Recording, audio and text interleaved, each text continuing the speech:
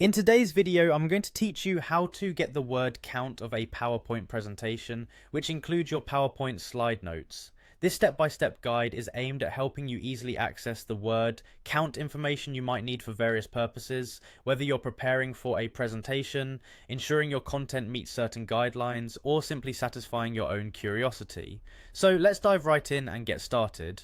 First things first, let's open up PowerPoint on your computer. You'll want to ensure that you have PowerPoint installed and ready to go. Once you have the application open, go ahead and navigate to the PowerPoint presentation for which you want to obtain the word count. This could be a presentation you are currently working on, or perhaps one you've opened to review or revise.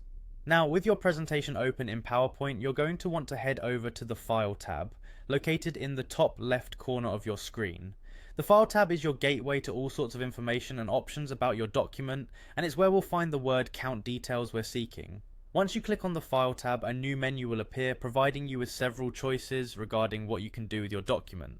Next up, you'll see an option on the sidebar labelled Info. Click on Info to proceed. This section is particularly useful because it provides a summary of various document properties, including size, author names, and more. However, in this instance, what we are specifically interested in is the word count of your presentation. Within the info section, you'll need to look a little further down until you spot a link that says Show All Properties. This is a key step, as clicking on this link reveals even more details about your presentation that are not immediately visible. By clicking this, you'll open up additional document properties that are typically hidden from immediate view. And voila, right there among these expanded properties, you will find the word count you've been looking for. This count includes not just the words present in the slides themselves, but also those in the slide notes, giving you a comprehensive tally of your presentation's text content. It's as simple as that. Remember, this word count feature can be extremely beneficial for ensuring that your presentation adheres to any imposed limits or standards you need to follow.